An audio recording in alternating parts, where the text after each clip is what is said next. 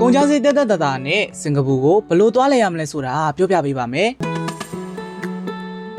မလေးရှားဂျိုးကနေစီရီယောကိုရောက်တဲ့အထိ immigration ဘလို့ဖြတ်ရလဲဗတ်စကားစီးရတာတွေနဲ့ MRT စီးတာတွေကိုတဆင်ချင်းစီပြောပြပေးသွားမှာဖြစ်လို့အားလုံးကိုတခါတည်းနဲ့သိကျင်နေဆိုရင်တော့ဗီဒီယိုလေးကိုအဆုံးအထိကြည့်ပေးဖို့လိုအပ်ပါတယ်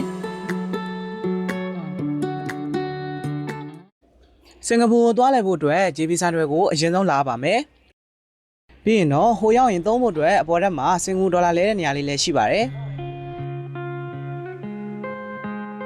လိုအပ်တာလေးတွေဝယ်ပြီးသွားရင်တော့လူတွေအများကြီးသွားတဲ့အတိုင်းပဲအတွင်းထဲကိုလိုက်ပြီးတော့မှဝင်ပေးလိုက်ပါမလေးရှား immigration စပြီးတော့မှဖြတ်ရပါတော့မယ် immigration ဖြတ်တာလည်းအရင်မခက်ပါဘူးကျွန်တော်တို့ passport စာအုပ်ပြ permission ုံနဲ့ exit တုံးလေးထုတ်ပြီးတော့သွားလို့ရပါပြီကျွန်တော်အခုဒါမလေးရှား immigration ဖြတ်ပြီးသွားပြီပေါ့နော်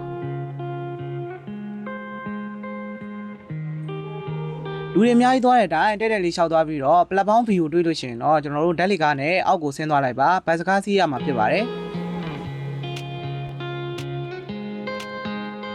ဘတ်စကားစီးရတာလည်းအရင်မခက်ပါဘူးကြိုက်တဲ့ကားကိုတက်စီးသွားလို့ရပါတယ်ကျွန်တော်ကတော့ DCW2 နဲ့ပဲသွားမှာဖြစ်ပါတယ်အခုမှစင်ကာပူကိုစပြီးသွားမဲ့သူတွေအတွက် MRT ကတ်မရှိလို့စိတ်ပူစရာမလိုပါဘူးမလေးရှား ringgit 5ချက်ထည့်ပြီးတော့မှဘူဂစ်ထိဒါလိုက်သွားလို့ရပါတယ်ဘူဂစ်တော့အရေးကြီးတဲ့အချက်တစ်ခုအနေနဲ့တော့စင်ကာပူဘက်ချောင်းကိုမကူးခင်မှာကျွန်တော်တို့ရဲ့ဖုန်းထဲကနေ arrival card ဖြည့်ထားဖို့မလုံးဝမမေ့ပါနဲ့ဒီဘက်ကကိုရောက်လာပြီဆိုလို့ရှိရင်တော့ immigration စပြီးဖြတ်ရပါမယ်စင်ကာပူချက်ပိုင်မှာသုံးဖို့အတွက် QR passport လေးတွေကို ready လုပ်ထားဖို့လိုပါတယ်စင်ကာပူ immigration ဖြတ်တာကလည်းအရင်မခက်ရင်ပါဘူး all passport ဆိုတဲ့ line မှာတန်းစီပြီးတော့မှ QR ဖတ်မျက်နှာစကန်ဖတ်ပြီးတော့မှသွားလို့ရပါပြီပြီးရင်တော့အောက်ကိုဆင်းပြီးတော့မှဘတ်စကားစီးဖို့ CW2 ဆိုတဲ့ line ကိုသွားရပါမယ်မလေးရှားဘက်ချမ်းမှာစီးလာခဲ့တဲ့စစ်လစ်စာရွက်လေးပြပြီးတော့မှဒီကားတွေကိုစီးလို့ရပါတယ်ပတ်ဆက်လုံးကပေးစရာမလိုပါဘူး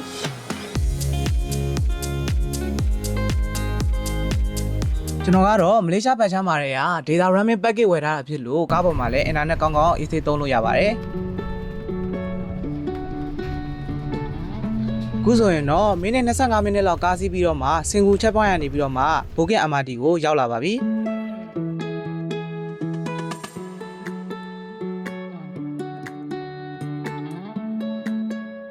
ကားမတိုင်နဲ့ MRT ကနည်းနည်းလေးလမ်းလျှောက်ရတာဖြစ်တဲ့အတွက်လမ်းမသိမှလည်းအရင်စိတ်မပူပါနဲ့လူတွေအများကြီးသွားတဲ့အတိုင်းသာလိုက်သွားပေးလိုက်ပါ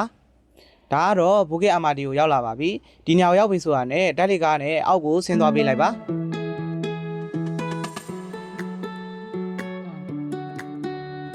အခုကျွန်တော်ပြထားတဲ့အတိုင်းသွားမယ်ဆိုလို့ရှိရင်တော့ MRT စီးတဲ့နေရာကိုရောက်လာပါလိမ့်မယ်စီရီယောကိုရောက်ဖို့ဆိုလို့ရှိရင်တော့တမတ်တိုင်ပဲစီးရမှာဖြစ်ပါတယ်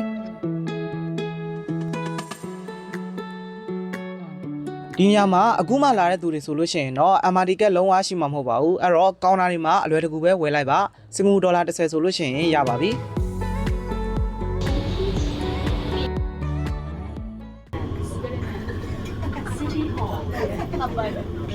စီဒီယို MRT ရထွက်ပြီဆိုတာနဲ့အပေါ်ကိုတဆင့်တက်ပြီးရင်တော့ကက်ကလေးရိုက်ပြီးတော့မှအပြင်ကိုထွက်လိုက်ပါမယ်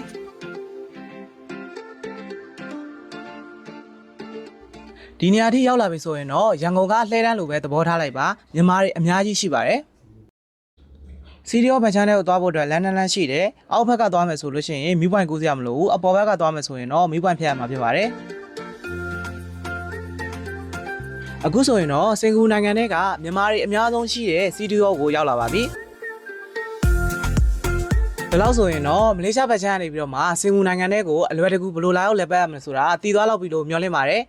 ကုန်ကြမ်းစိတ်အနေနဲ့လည်းစင်ကာပူနိုင်ငံထဲကိုရောက်တဲ့အထိအားလုံးကိုပြန်တွက်ကြည့်မယ်ဆိုရင်တော့မလေးရှား ringgit 20တောင်မကုန်ပါဘူးဟုတ်ကဲ့ပါအခုလိုမျိုးစင်ကာပူနိုင်ငံနဲ့ပတ်သက်တဲ့ travel blog လေးတွေကိုစိတ်ဝင်စားရဆိုလို့ရှိရင်ကျွန်တော်ရဲ့ channel လေးကို like and follow လေးလုပ်ပေးခဲ့လို့ရပါတယ်အားလုံးကိုကျေးဇူးအများကြီးတင်ပါတယ်ခင်ဗျာ